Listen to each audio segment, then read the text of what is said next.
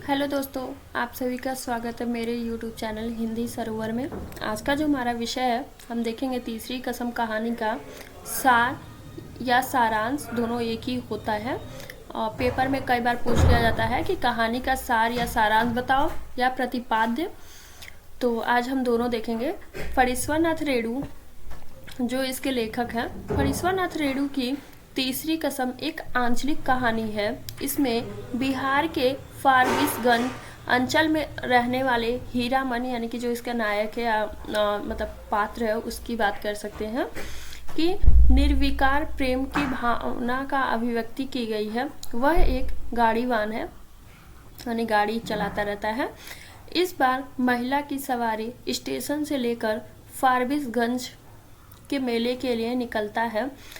उसके खूब अरमान थे कि अपनी पत्नी को बैलगाड़ी में बिठाकर ससुराल लेकर जाएं, किंतु उसकी पहली पत्नी गौना होते ही मर गई थी। अर्थात मतलब इसमें कि जब शादी हुआ और दूसरी बार जब उसको लेने गया ससुराल, तो जो गौना हुआ उसकी मतलब वो मर गई।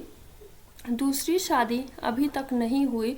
उसके जीवन में पहला मतलब जो उसका जीवन है, यह पहला अनुभव है जब कोई स्त्री उसके पास ही गाड़ी में बैठी है। यानी कि फर्स्ट टाइम होगा कि कोई वो स्त्री ले जा मतलब अपने जो बैलगाड़ी है उसमें कोई महिला को बैठा के ले जा रहा है। स्त्री के करीब होने से हीरामन को चंपा के फूल की खूबसूरत सी चंपा के फूल की खुशबू सी आती है। यानी कि जो चंपा का फूल है जिस प्रकार से वो मतलब महकता है, उसी प्रकार से वो हीरामन जो है, जो उसकी गाड़ी में बैलगाड़ी में स्त्री बैठी है, उसकी खुशबू आती है, जिससे वह बेसुध हो जाता है। चांद की रोशनी में उसका सुंदर चेहरा देखकर मदहोश हो जाता है। रास्ते में बातों बातों में उसे पता चलता है कि यह महिला मथुराम मोहन कंपनी की मशहूर एक्ट्रेस हीराबाई है। यानी कि जो नायिका है वो हीराबाई है। उसकी एक अदा पर सैकड़ों लोग फिदा होते हैं। उसने हीराबाई का नाम तो सुना था किंतु देखा कभी नहीं था। उसने कभी यह नहीं सोचा था कि इतनी बड़ी हस्ती एक दिन उसकी गाड़ी में बैठी होगी। अब हीराबाई रोहता संगीत कंपनी में शो करने के लिए जा रही है। उसकी सवारी हीरामन को मिलती है। आमतौर पर नौटंकी कंपनी में काम करने वाले औरतों के प्रति लोगों का बुरा नजरिया होता है, लेकिन हीरामन के मन में हीराबाई के प्रति सम्मान की भावना है। उसकी यह उच्च भावना हीराबाई को काफ़ी प्रभावित हो मतलब उसकी जो ये भावना है, हीराबाई उससे ज़्यादा मतलब प्रभावित हो जाती है।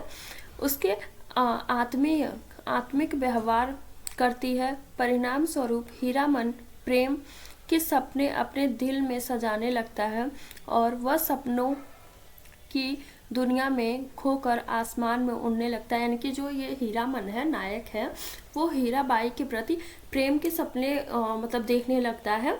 और इसमें दिखा रहा है कि वो मतलब सपनों के दुनिया में खोकर आसमान में उड़ने लगता है। उसे महुआ घट बारिन की प्रेम कहानी याद आती है, जिसे वह गीत शैली में हीराबाई को सुनाता है। उसे महुआ घटवारिन की जगह हीराबाई दिखाई देती है। उसके प्रेमी की जगह खुद को पाता है, लेकिन उसके यह सपने बहुत जल्द टूटकर उसे ज़मीन पर लाते हैं। यानी कि जिस प्रकार से वो मतलब आसमान में उड़ता रहता है कि हीराबाई उसकी प्रेमिका है, पर वो सपना टूट जाता है।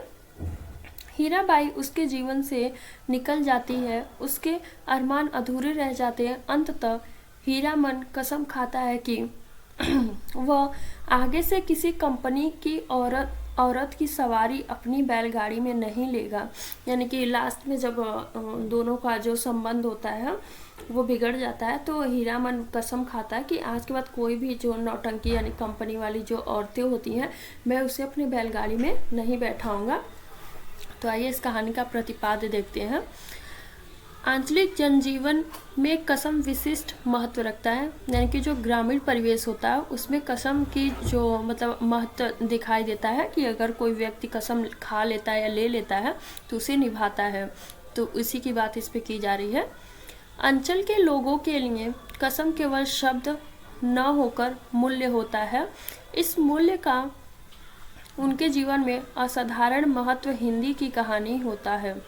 कसम रूपी मूल्य ग्रामीण जीवन को नियंत्रित करता है, आचरण की मर्यादा का मानदंड स्थापित करता है और गांव के लोगों की ईमानदारी, भलमनसाहत, प्रामाणिकता को दर्शाता है। इस कहानी में हीरामन गांव के लोगों का प्रतिनिधित्व करता है, यानी कि सभी गांव के जो लोग हैं उसका एक मतलब प्रतिनिधित्व करता है। उसमें वे सारी खूबियां और खामियां अंतर्निहित हैं जो गांव के लोगों में पाई जाती हैं। वह ना तो सर्वगुण संपन्न पुरुष है, महाकाव्य के नायक की तरह, और न ही दुर्गुण से भरा हुआ खलनायक है। यानी कि उसमें अच्छाइयाँ भी हैं और बुराइयाँ भी। ऐसा नहीं है कि वो बहुत अच्छा आदमी है या तो बहुत बुरा आदमी है, तो वो दोनों प्रकार से है। वह तो सीधा साधा, भोला भाला और काला कलूटा साधारण आदमी है जो जो औसत कामनाएं करता है।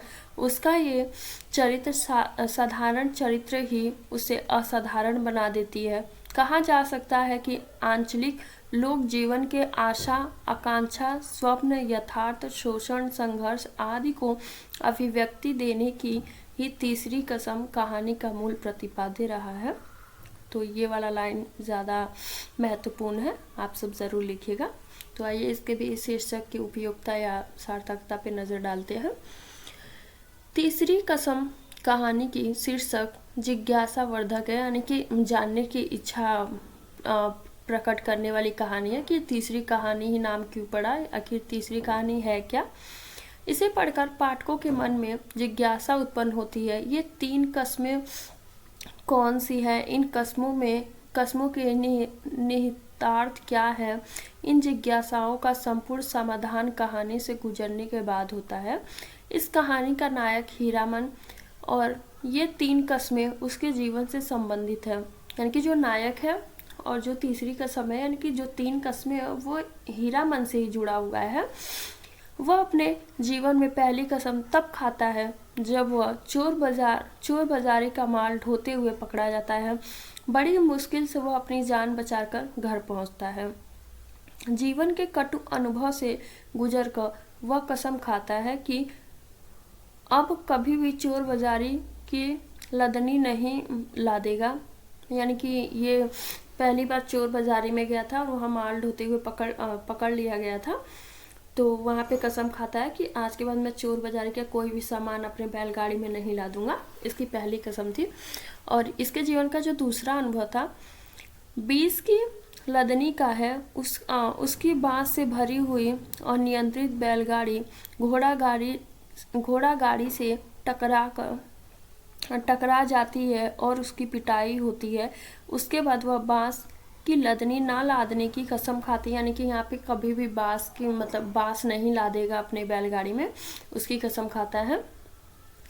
इसकी जो तीसरी कसम है, तीसरी कसम इस कहानी के विशेष महत्वपूर्ण रही है, यानी कि जो तीसरी कसम है वही ज़्यादा महत्वपूर्ण है इस कहानी का। ठीक है, इस बार हीरामन ने जनानी सवार ली, यानी कि स्त्री अपने बैलगाड़ी में सवारी के रूप में बैठा है। यह सवारी उसके जीवन की सबसे बड़ी पीड़ा बन जाती है। पहले 2 कस्में उसने अपनी गलतियों से स्वाभाविक खाई थी, लेकिन तीसरी कसम उसके जीवन के कोमल पक्ष को कुचलने वाली है। इसलिए यानी कि जो तीसरी कसम है वो तो अपने गलतियों के लिए खाई थी, यानी कभी चोर बाजारी नहीं जाएगा, दूसरी कभी बांस का बम्बू अपने बैलगाड़ी में नहीं ला देगा, तो उससे तो उसका मतलब जो भावना है, भावना को ठोस चोट नहीं लगता। पर जो तीसरी कसम कहानी वो खाता है तो वो उसकी जो भावनाएं होती हैं वो भी टूट जाती हैं। इसलिए तीसरी कसम कहानी का शीर्षक पाठकों को हीरामन के चरित्र से जोड़ देता है, उसे संवेदनशील अनुभूति प्राप्त होता है। इस तरह कहानी का शीर्षक अपनी उपयोगिता या सार्थकता साबित करता है। तो आप सब ज़रूर लिखिएगा वो कहानी का जो नाम है उसकी सार्थकता। तो ऐसे मतलब आप सब लिख दीजिएगा। अगर प्रतिपाद्य पूछता तो उसमें भी लिख दीजिएगा, और सारांश पूछता तो उसमें भी लिख दीजिएगा। बहुत बहुत धन्यवाद आप सबका। ऐसे जुड़े रहिए मेरे यूट्यूब चैनल के साथ हिंदी सरोवर। Like, share and subscribe. Thank you.